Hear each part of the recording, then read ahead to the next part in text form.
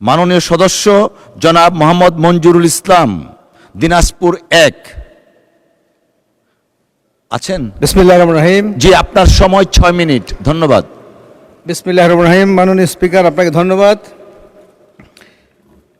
অনেক দিন পর আমি সুযোগ পেলাম, আমাকে সুযোগ দেওয়ার জন্য আপনাকে অসংখ্য ধন্যবাদ। মাননীয় স্পিকার, আমি দিনাজপুর জেলার বীরগঞ্জ ও কাহারোল উপজেলার যে আসনটি দিনাজপুর 1-এর নির্বাচিত এমপি, আমি একটি অবহেলিত এলাকাকে রিপ্রেজেন্ট করছি এখানে। আমি প্রথমেই ধন্যবাদ জানাই আমার এলাকাবাসীকে, বীরগঞ্জ কাহারোলের মানুষকে, যে আসনটিতে বিগত কোনো সংসদেই বিএনপির বাংলাদেশ জাতীয় দলের কোনো এমপি নির্বাচিত হয়নি। আমি প্রথম এবার জনগণের ভোটের মাধ্যমে প্রায় ৬২,০০০ ভোটের ব্যবধানে নির্বাচিত হয়েছে। আমি সেই জন্য ধন্যবাদ জানাই সংসদ নেতা এবং মাননীয় প্রধানমন্ত্রীর প্রতি, যিনি আমার উপর আস্থা রেখে আমাকে নমিনেশন দিয়েছিলেন। আমি ধন্যবাদ জানাই আমার প্রিয় নেতা বিএনপির সম্মানীয় মহাসচিব মির্জা ফখরুল ইসলাম আলমগীর স্যারের প্রতি। আমি ধন্যবাদ জানাই রংপুর বিভাগীয় সাংগঠনিক সম্পাদক জনাব অধ্যক্ষ আসাদুল হাবিব দুলু মহোদয়ের প্রতি। বিশেষ করে বীরগঞ্জ কাহারোলের মানুষের প্রত্যেকটি এলাকার মানুষ আমাকে সমর্থন দিয়েছে, এই জন্য তাদের প্রতি আমি কৃতজ্ঞতা জানাই। এখানে উল্লেখ করা প্রয়োজন যে বিশেষ করে বীরগঞ্জ এবং কাহারোলে একটি ব্যাপক সংখ্যক, বিরাট সংখ্যক সনাতন ধর্মাবলম্বী মানুষ বাস করেন, যাদের সংখ্যা প্রায় 30% উপরে। তারা নিরঙ্কুশভাবে আমাকে সমর্থন দিয়েছেন। এই সমর্থনের কথা আমি মনে রাখব, আমি তাদের প্রতি কৃতজ্ঞতা প্রকাশ করছি। মাননীয় স্পিকার, বীরগঞ্জ কাহারোল একটি অনুন্নত জায়গা, অনুন্নত এলাকা, কৃষি প্রধান। এখানে কোনো শিল্প কারখানা নেই। এখানকার মানুষ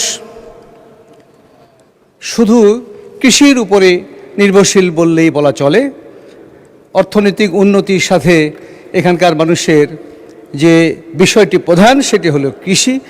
যখন কৃষির উৎপাদন হয়, মানুষ যখন কৃষি থেকে তার পণ্য বিক্রি করে যখন সে ভালো দাম পায়, তখন সেখানের অর্থনৈতিক উন্নতি আমরা দেখতে পাই। কাজেই এই কৃষি প্রধান এলাকাকে যেভাবে গুরুত্ব দেওয়া উচিত, সেইভাবে আসলে তারা গুরুত্ব পাচ্ছে না। আমি এই এলাকার বিভিন্ন সমস্যা নিয়ে কথা বলতে চাই। মূলত আমাদের এলাকায় 2টি হাসপাতাল আছে, যেটি একটি বিরাট ইস্যু, যে এই হাসপাতাল বীরগঞ্জে আছে 50 শয্যার এবং কাহারোলে আছে 30 শয্যার। এই হাসপাতাল দুটিকে মিনিমাম 150 শয্যা এবং 100 শয্যায় রূপান্তর করা খুবই প্রয়োজন। এটা জনগণের দাবি। এই নির্বাচনের আগে মানুষের দাবি ছিল এবং এই দাবির প্রেক্ষিতে আমি প্রতিশ্রুতি দিয়েছিলাম যে যদি তারা নির্বাচনে আমাকে নির্বাচিত করে ভোট দিয়ে, তাহলে আমি সংসদে এই কথাটা তুলব। মাননীয় স্বাস্থ্যমন্ত্রীর প্রতি দৃষ্টি আকর্ষণ করে বলতে চাই, এই 2টি হাসপাতাল যেন 150 এবং 100 শয্যায় রূপান্তরের ব্যবস্থা নেন।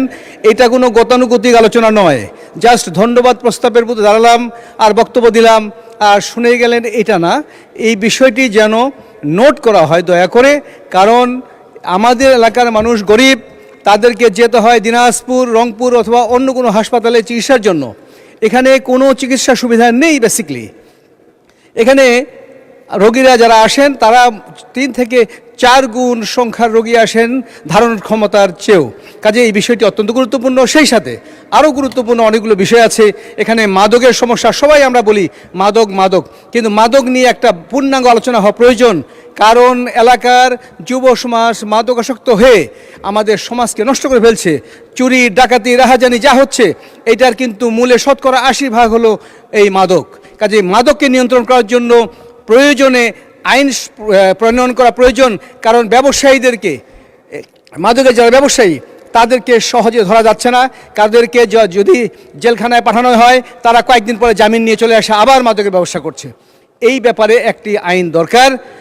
আমাদের আরও যে সমস্যাগুলো আছে সেটা হলো যে কাহারোলকে উপজেলায় রূপান্তর করার জন্য আমি মাননীয় প্রধানমন্ত্রী যখন কাহারোলে যান 16ই মার্চ খাল খনন কর্মসূচিতে, সেখানে আমি দাবি দিয়েছিলাম কাহারোল উপজেলাকে যেন এখানে পৌরসভায় পরিণত করা হয়, পৌরসভা ঘোষণা করা হয়। কাহারোলে একটি বাইপাস শহরের বাইপাস রাস্তার খুব প্রয়োজন। কাহারোল একটি বিখ্যাত একটা বাজার আছে গরুর হাটের, সেই বাজারটা একদম প্রাণকেন্দ্রের শহরের। ফলে এই বাজারের দিনে এই শহরের দিকে দিয়ে রাস্তা দিয়ে চলাচল করা যায় না, প্রচুর জ্যাম লেগে যায়। এখানে একটা বাইপাস সড়কের জন্য একটা পরিকল্পনা আছে, এই ব্যাপারে যেন সংশ্লিষ্ট মন্ত্রী মহোদয় এবার দৃষ্টি দেন।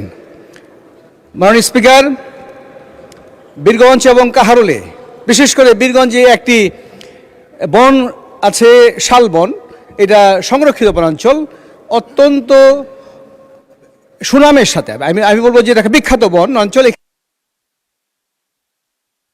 ধন্যবাদ মাননীয় সদস্য। যে 1 মিনিট সময় দেন ওনাকে প্লিজ, 1 মিনিট। মাননীয় স্পিকার, আপনি কিন্তু ওই যে মহসিন হলের ভাইদেরকে কিন্তু আপনি সময় দিয়েছেন বাড়ি। আমি কিন্তু মহসিন হল থেকে কাছেই জসীমউদ্দিন হলের ছাত্র, তো আমি কিন্তু দূরে নয়, দৌড়ায় কিন্তু মহসিন হল থেকে জসীমউদ্দিন হল দৌড়ে যাওয়া যায়। তা আমাকে 2 মিনিট দেবেন মাননীয় স্পিকার। আচ্ছা, আপনি শেষ করে ফেলেন, সময় যাই চলে হোক, যাচ্ছে।